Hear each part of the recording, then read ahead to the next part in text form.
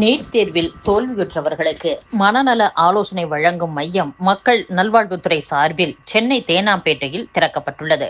இந்த மையத்தை திறந்து வைத்த அமைச்சர் மா. சுப்பிரமணியன் செய்தியாளர்களை சந்தித்த போது, தமிழகத்தில் நீட் தேர்வு எழுதிய 1,35,715 மாணவர்களில் 76,181 பேர் தேர்ச்சி பெற்றுள்ளனர். மீதமுள்ள 59,534 பேர் தேர்ச்சி பெறவில்லை.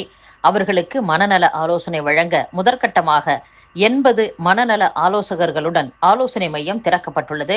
மாணவர்கள் தனிமையில் இருக்கக்கூடாது என்றும் அறிவுறுத்தப்படுகிறது. தேர்வில் தோல்வியடைந்த பதற்றத்தால் ஏற்படும் தூக்கமின்மை, பசியின்மை, அழுகை, கோபம், பயம், தற்கொலை எண்ணம் உள்ளிட்டவற்றில் இருந்து அவர்களை மீட்க ஆலோசனைகள் வழங்கப்படுகின்றன. தமிழகத்தில் 75 அரசு மற்றும் தனியார் மருத்துவக் கல்லூரிகள் உள்ளன. அவற்றில் 11,850 இடங்கள் தான் உள்ளன.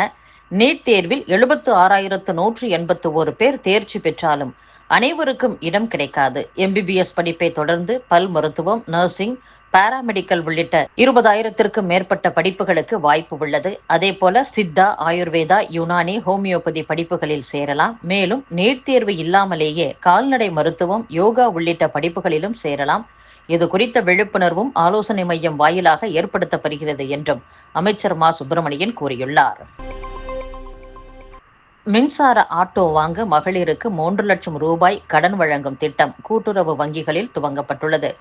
முதல் முறையாக வாகன கடன் பிரிவில் அரசு பணியாளர்களுக்கு மோட்டார் பைக், கார் வாங்குவதற்கு கடன் வழங்கும் திட்டம் கடந்த ஆண்டில் துவக்கப்பட்டது. வாகன மதிப்பில் 90% வரை கடன் வழங்கப்படுகிறது.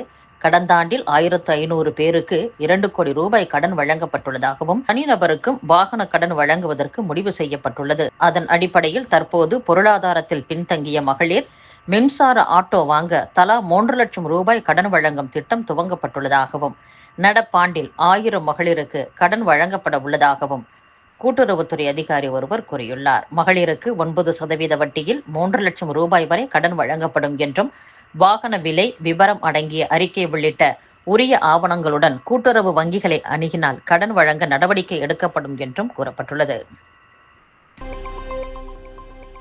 தனியார் மருத்துவமனைகளில் ஹெப்படைட்டிஸ் பி தடுப்பூசிக்கு 5 மாதங்களாக தட்டுப்பாடு நிலவிய நிலையில் தற்போது அரசு மருத்துவமனைகளிலும் போதிய இருப்பு இல்லாததால் பச்சிளம் குழந்தைகள் மருத்துவத்துறையில் பணியாற்றுபவர்களுக்கு தடுப்பூசி செலுத்துவதில் தாமதம் ஏற்படுவதாக பரவலாக குற்றச்சாட்டு எழுந்துள்ளது. டெல்லி மதராசி கேம்பில் வீடுகளை இழந்தவர்களுக்கு 8,000 ரூபாய் பணம் மற்றும் 4,000 ரூபாய் மதிப்புள்ள மளிகை பொருட்களை தமிழக அரசு வழங்க உள்ளது. இதுகுறித்து தமிழக அரசு வெளியிட்டுள்ள அறிக்கையில், டெல்லி ஜங்புரா பகுதியில் மதராசி கேம்ப் எனப்படும் குடிசை பகுதியில் தமிழர்களின் வீடுகள் இடித்து அகற்றப்பட்டுள்ளன. பாதிக்கப்பட்ட குடும்பங்களுக்கான வாழ்வாதாரத்தை மீட்டெடுப்பதை உறுதி செய்வதற்கு தேவையான நடவடிக்கைகளை எடுக்கும்படி டெல்லி முதலமைச்சர் ரேகா குப்தாவிற்கு முதலமைச்சர் மு. ஸ்டாலின் கடிதம் எழுதியுள்ளார். இந்நிலையில் டெல்லி மதராசி கேம்பில் பாதிக்கப்பட்ட 370 தமிழர்களின் குடும்பங்கள் வாழ்வாதாரத்தை மீட்டெடுக்க ஒருமுறை நிதி உதவியாக 8,000 ரூபாய் அரிசி, கோதுமை, பருப்பு, சர்க்கரை, சமையல் எண்ணெய், மசாலா பொருட்கள் அடங்கிய 4,000 ரூபாய் மதிப்பிலான அத்தியாவசிய பொருட்கள் அடங்கிய தொகுப்பு ஆகியவற்றை வழங்க முதலமைச்சர் மு. ஸ்டாலின் உத்தரவிட்டுள்ளார்.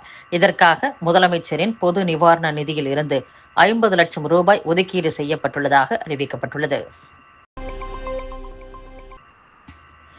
தமிழ்நாடு மாசு கட்டுப்பாட்டு வாரியம் சார்பில் மகளிர் சுய உதவி குழுக்களைச் சேர்ந்த 50 பெண்களுக்கு மின் ஆட்டோக்கள் வழங்கப்பட்டுள்ளன. இதற்கு சார்ஜிங் செய்வதற்கான வசதியை அரசு ஏற்படுத்தி தராததால் அவை நிறுத்தி வைக்கப்பட்டுள்ளதாக கூறப்படுகிறது. 100 ரூபாய் கட்டணம் வசூலிக்கப்பட்டது. அதைத் தொடர்ந்து மாதம் 5,000 ரூபாய் செலுத்தும்படி மாசு கட்டுப்பாட்டு வாரியம் கூறியதாகவும் பயனாளிகள் தெரிவித்தனர். இது குறித்து நாளிதழில் செய்தி வெளியானதை அடுத்து தமிழ்நாடு மகளிர் மேம்பாட்டு நிறுவனம் அதற்கு விளக்கம் அளித்துள்ளது. அந்த விளக்கத்தில், மின் ஆட்டோ பராமரிப்பு உள்ளிட்ட செலவினங்களை மேற்கொள்ள நிதி ஆதாரமே இல்லை. எனவே அப்பணிகளை மேற்கொள்ள பயனாளிகளிடம் பகுதி அளவிலான கூட்டமைப்புகள் வாயிலாக கட்டணம் வசூலிக்க நடவடிக்கை எடுக்கப்பட்டது. ஆனால் இதுவரை எந்த கட்டணமும் வசூலிக்கப்படவில்லை என்று விளக்கம் அளிக்கப்பட்டுள்ளது. தமிழகத்தில் புதுப்பிக்கத்தக்க மின் உற்பத்தி 2024-25 ஆண்டில் 3,280 கோடி யூனிட்டாக அதிகரித்துள்ளது. இதற்கு காற்றாலை சூரிய சக்தி பிரிவில் புதிதாக அதிக அளவில் மின் நிலையங்கள் அமைக்கப்பட்டதே காரணம் என்று கூறப்படுகிறது. நாட்டில் காற்றாலை சூரிய சக்தி மின் நிலையங்கள் அமைக்க சாதகமான சூழல் உள்ள மாநிலங்களில் தமிழகம் முன்னணியில் உள்ளது. G7 மாநாட்டில் பங்கேற்க பிரதமர் நரேந்திர மோடி கனடா சென்றடைந்துள்ளார். அங்கு பிரதமர் மோடிக்கு உற்சாக வரவேற்பு அளிக்கப்பட்டது. உணவுப் பொருட்கள் மற்றும் எரிபொருள் விலை குறைந்ததால் கடந்த மே மாதத்தில் மொத்த விற்பனை விலை குறியீடு அடிப்படையிலான பணவீக்கம் 14 மாதங்களில் இல்லாத அளவுக்கு 0.39% குறைந்துள்ளதாக கூறப்படுகிறது. பகல்காம் பயங்கரவாத தாக்குதலுக்கு கண்டனம் தெரிவித்த பயங்கரவாத நிதி தடுப்புக்கான சர்வதேச கண்காணிப்பு குழு நிதி உதவி இல்லாமல் இதுபோன்ற தாக்குதல் நடைபெறாது என்று குறிப்பிட்டுள்ளது.